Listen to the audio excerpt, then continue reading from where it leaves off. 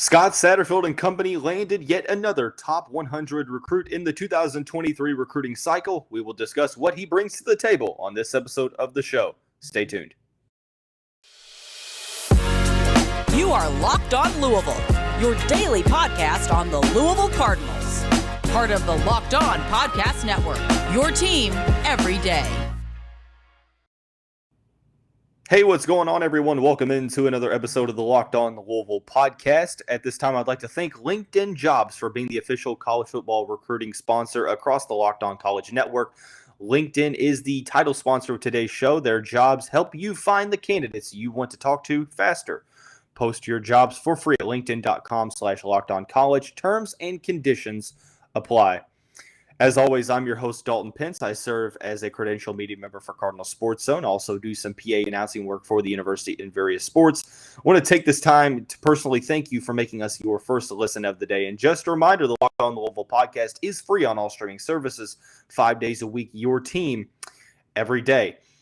On Monday evening, a top 100 recruit, Madden Sanker, committed to the program. We will discuss what the highly rated 4-star interior offensive lineman brings to the Louisville Cardinals program.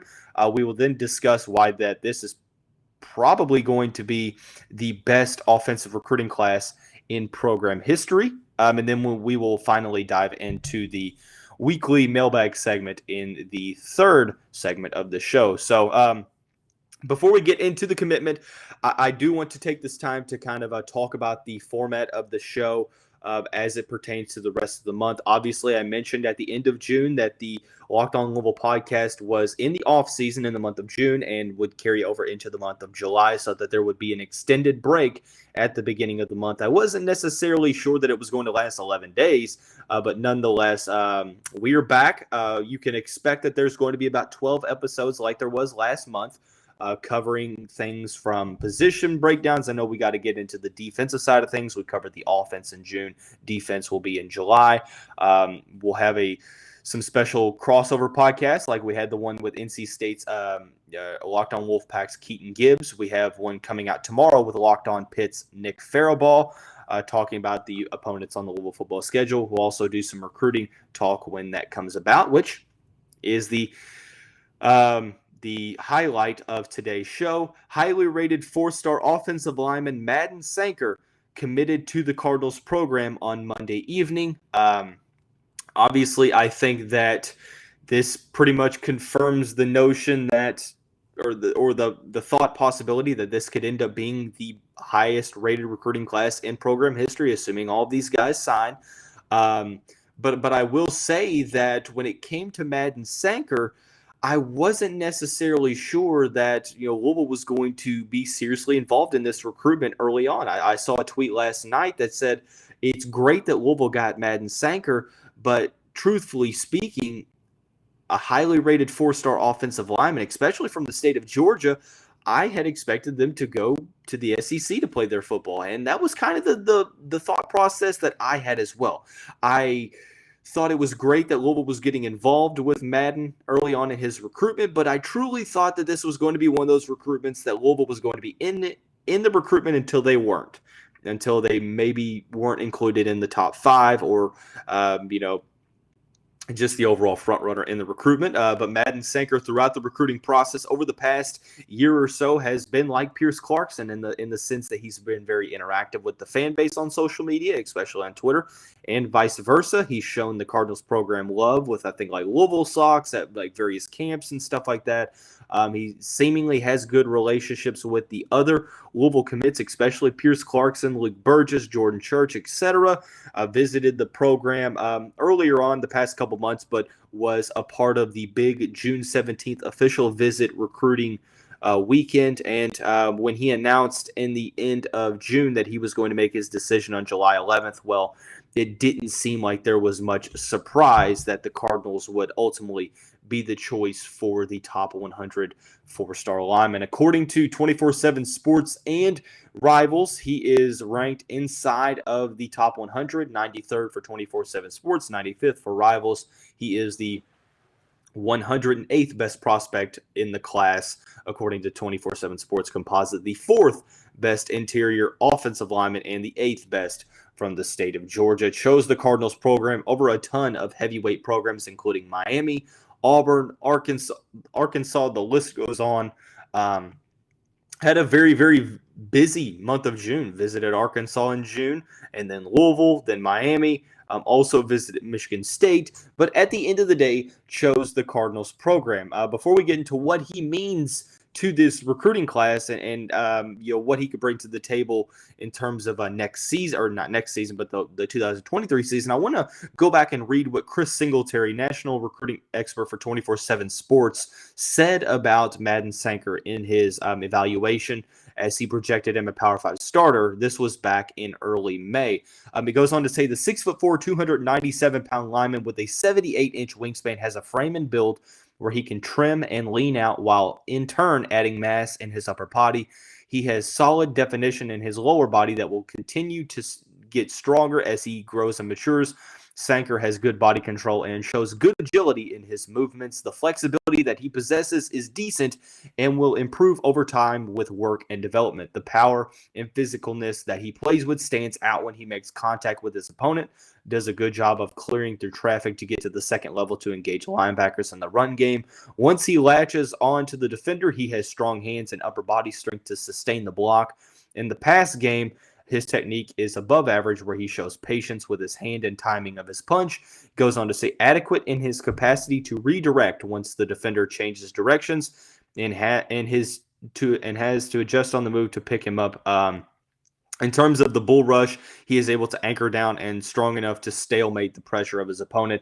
The last thing that he says is Sanker brings a mauler, aggressive mentality to the field in his play. As a guy who plays both tackle and guard, his future projects more to the interior, where he will be able to refine his game. The talent is there to play both guard spots at a high level, where he should be a multi-year starter at the Power 5 level. So Madden Sanker currently at 6'4". He's listed as 305 pounds, the high 4-star rated prospect out of Douglasville, Georgia, where he plays for South Paulding High School. Ultimately, I think that this one speaks for itself. The Louisville offensive line is very veteran-led this year. They will be losing projectable All-American Caleb Chandler to the NFL draft after this season. And it could be an instance where he plays immediately in 2023. I think of all of the possibly immediately out of all the possible immediate impact guys, I think Madden Sanker could leave the biggest impact early on, maybe outside of Pierce Clarkson, who could be projected to be the starter in 2023 when Malik Cunningham is no longer with the program. But I do think that this is an instance to where we're going to see him maybe not necessarily start. I did put out a tweet yesterday that he could be immediate impact as a starter, and I do think that he could be. I think that he has the frame for it. You see the film. The film doesn't lie. He's very vicious on that offensive line, has just shown out in camps across the past couple months.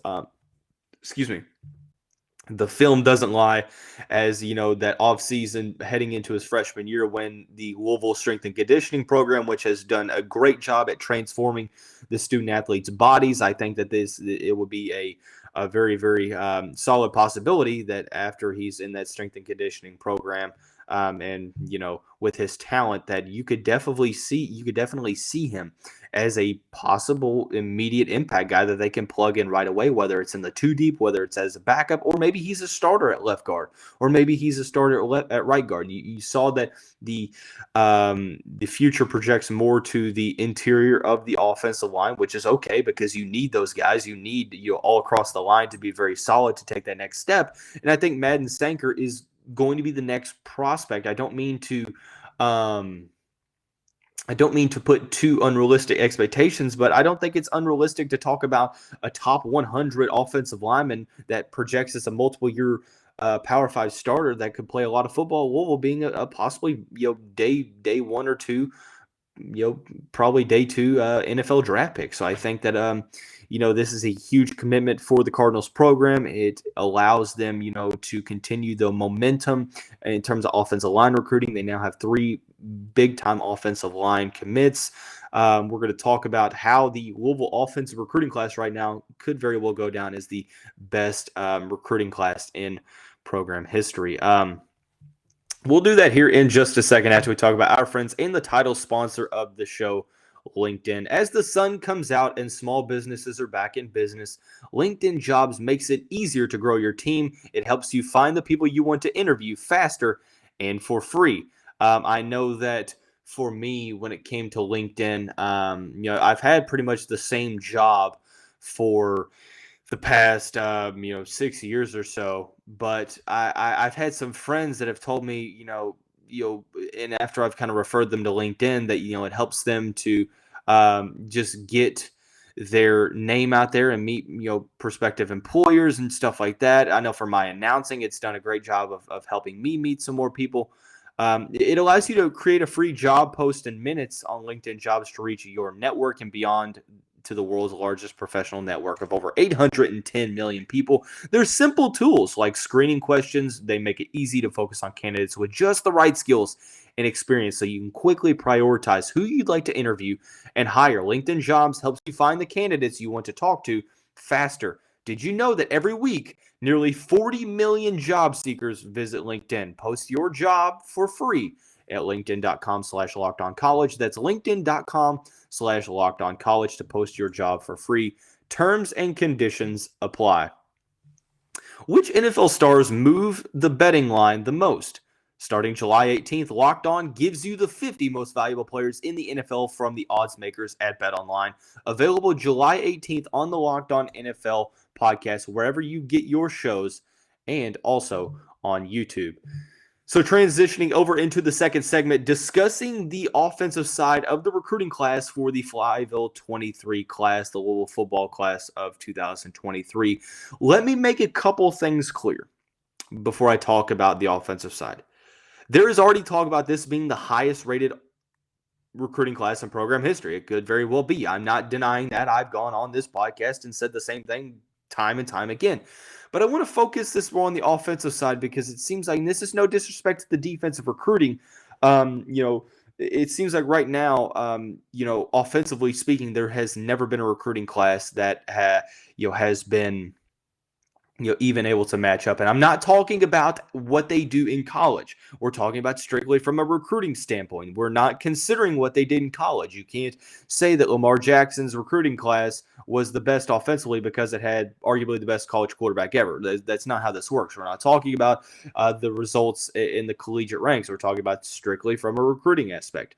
Number two, and this is another thing that a lot of people are talking about, yes, you do have to get these guys to sign their national letters of intent.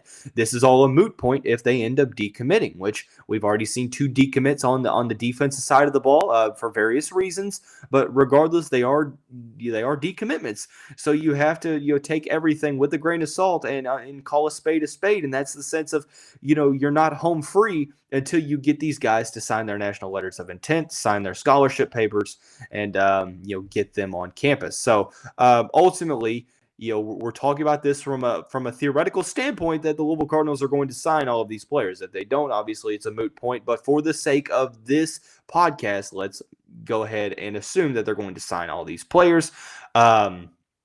Offensively speaking, I mean, I have to give flowers to Scott Satterfield.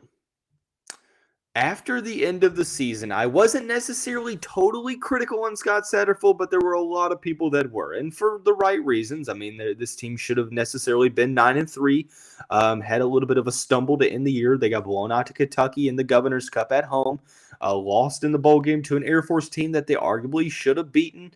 I had some concerns about Scott Satterfield,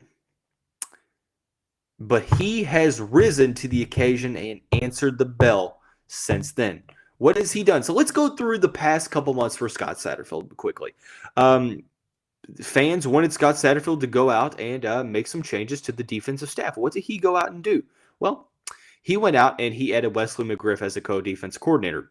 Changes to the offensive staff, you say? Well, added Lance Taylor from Notre Dame to be the co-offensive coordinator. That was one of the main concerns. And then it came to the recruiting aspect of things. We need to increase the recruiting department as a whole and recruit better. So what did we do? We went out and we maximized the NIL, added to the recruiting department, added some more positions there. and has utilized the NIL to where right now, through 12 commitments or so, I think it's 12. 12 commitments. Louisville has a top 15 class, and they're projected to go even higher because other classes above theirs have almost their whole classes full. So, yes, I will give Scott Satterfield his flowers for the way that he is recruiting, the way he has added changes to the staff, the way that he has added to the secondary and the defensive line and the transfer portal. Yes, two things can be true at one time. As I'm giving him flowers right now, I do acknowledge the point that it all comes down to results. It all comes down to wins and losses. And year 4 is a very, very pivotal season for Scott Satterfield at the helm of the Louisville Cardinals program. I do recognize that. That's going to be something that has to be focused on. But two things can be true at one time. You can acknowledge that fact, but you can also give him credit where credit is due. And I think that that's right now. Speaking from a recruiting standpoint, offensively speaking, I think that this is on par with going to end up as the best offensive recruiting class in program history overall as well. It seems like from a rating standpoint. But let's go through it. You have your crown jewel of the class in 4-star quarterback Pierce Clarkson. It all started with him. He's a legit top 10 quarterback in this class, top 15 according to certain recruiting cycles. The film does not lie when you watch him play. He showed out at the Elite 11. Now, whether or not he's going to come in and be an All-American right away, well, that's yet to be determined, but it's very possible that he could be competing for early playing time. I will say that, you have your quarterback in the class, and then you have to address the other positions, right? Well, running back wise, I mean, what better way to address running back recruiting than going out and legitimately getting the number 1 ranked running back in the class, Ruben Owens, 5-star prospect that almost every program in the nation wanted. Very, very dynamic player. And then we go into the wide receivers position where there's a lot of uncertainty, and there's a possibility that you could be losing some guys at the end of the season. Well, we're going to go ahead and get Deandre Moore, who is a top 70 player in the country. Very familiar with Pierce Clarkson's 7-on-7 teammate. And then we're going to go ahead and get Pierce Clarkson's wide receiver teammate, Jaleel McClain, who is also a 4-star prospect out of St. John Bosco. So that's something to focus on, and they're still looking to maybe add another wide receiver.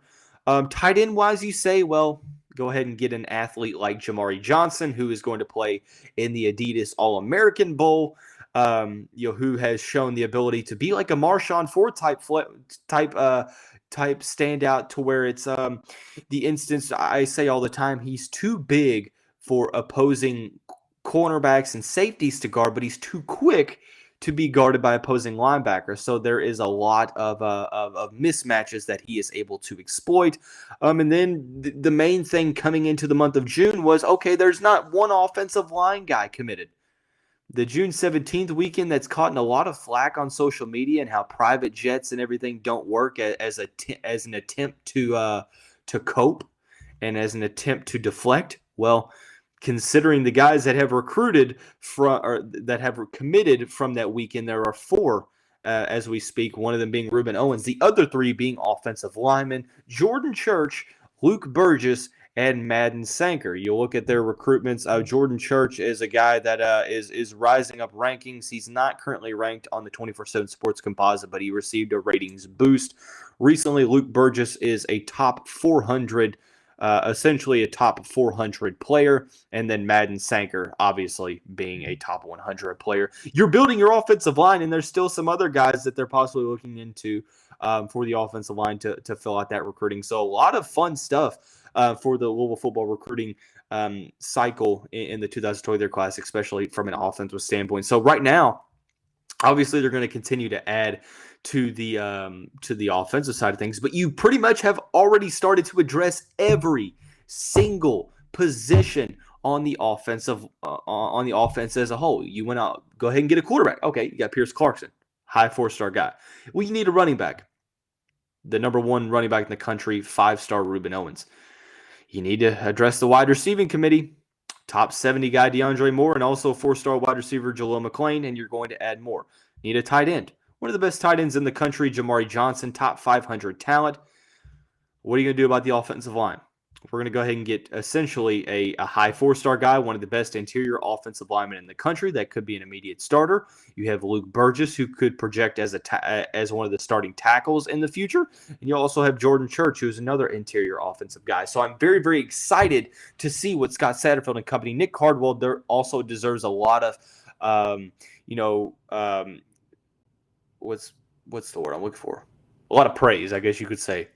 And a lot of credit. There you go. I don't know why I didn't think of that. He deserves a lot of credit for his offensive line recruiting. All 3 guys that have committed have been very, very high on Nick Cardwell, as the offensive line coach. So that's big. And I think that ultimately, assuming that these guys stay committed and they sign their national letters of intent and the guys that they could still possibly add to this recruiting class on that side of the ball, that this could very well end up as obviously the highest rated recruiting class in program history, but definitely the best offensive recruiting class in program history. So we will continue to talk about recruiting as we get some more news. But as for the sake of this episode, for the final part of it, we are going to dive into the weekly mailbag.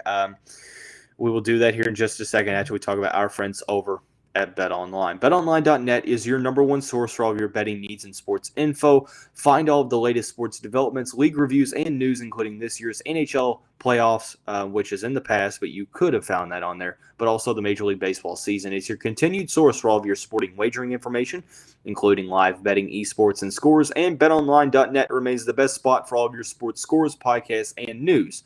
BetOnline is the fastest and easiest way to check in on all of your favorite sports, including MMA, boxing, and golf. Head to the website today or use your mobile device to learn more about the trends in action. BetOnline, where the game starts. Before we head into the final segment, just a reminder, I want to say thanks to everyone for making Locked On Louisville your first listen of the day. Just a reminder that the Locked On Louisville podcast is free on all streaming services 5 days a week, your team every day. Couple questions in the mailbag segment that I want to discuss. The first one, I guess we'll continue to go with football recruiting. Who are some names that you could talk about that could possibly be guys that Louisville wants to get committed next? It seems like all of their targets have either committed for the team or have committed elsewhere. Who are some other guys that you could see, trying to get into this program? Or they're trying to get into this program. I think there's a couple guys, defensively speaking. Everett Russo, I think I'm saying Everett Russo, 3-star linebacker from Cedar Grove, Georgia, who is I think he's friends with Adonijah Green. He actually might be teammates with Adonijah Green. He recently decommitted from Arkansas. He's a guy that I know that Louisville had him on a visit in that big January recruiting weekend at the end of January. Another guy that has gotten a lot of steam lately that it seems like Louisville is trying to prioritize is a 4-star linebacker from Miami, Florida, Stanquan Clark from Killian High School, ranked as the 320th best prospect in the class. Outside of that, it's really hard to tell. Obviously, a guy who visited the June 17th weekend, top 500 offensive lineman Raymond Polito from Apple Valley, California. He's another player that Louisville is definitely wanting to add to the offensive line recruiting. So he's a player to focus on there. But outside of that, maybe they look to a wide receiver like Andy Jean, 4-star outside of Miami, Florida. Maybe they try to go to Caden McDonald, who's from Suwanee, Georgia, North Gwinnett High School. There's a lot of possible players that they could look into, but I think that those are probably the ones that I mentioned that they'll look into the most. Basketball recruiting wise, I knew this was going to be a case. What is your take on all of the DJ Wagner saga recruitment info, and have you heard anything? I will say that I don't think a lot of people truly know what's going on in the DJ recruiting saga right now. It seems like both Kenny Payne's side and John Calipari's side are very confident that both schools are going to land him. But I don't put a lot of substance or a lot of significance into the recent UK PR push that was made at the end of last week, where a lot of UK guys came out and basically said that that Kentucky now leads for DJ, and then it seems like over the past couple of days they've kind of walked back on that stance. I'm not saying their info is wrong, but I just think that it seems a little odd considering that it was a dead period. So how John Calipari made up that much made up that much ground in Spain with it being a dead period, I'm yet to really understand. But ultimately, I think that both programs are probably feeling very, very solid about where they're at. And I don't think he's a lock to go to either school at the moment. So it'll be interesting to see the next couple months where things will turn about. So we will continue to focus on that as the recruitment dwindles down.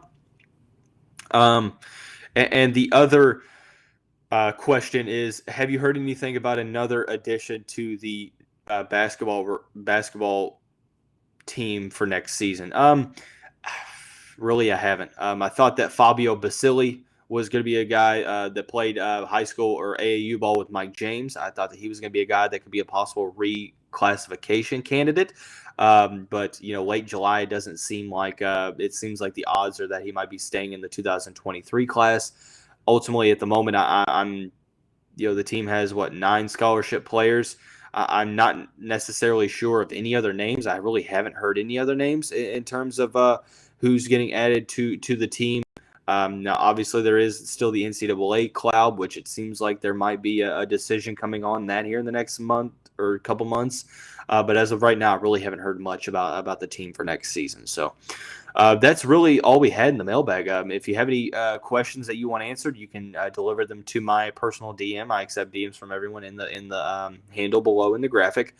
Or you can just tweet it at me or the Locked On Louisville Twitter page, which is at LO_Louisville. Thanks again for tuning in. I know that it's been a contentless start to the month, but we are going to pick it back up. Like I mentioned, a crossover podcast with Locked On Pittsburgh's Nick Faribault will come out tomorrow. But that's going to wrap up this Tuesday edition of the show. Everyone have a great day. We will see you right back here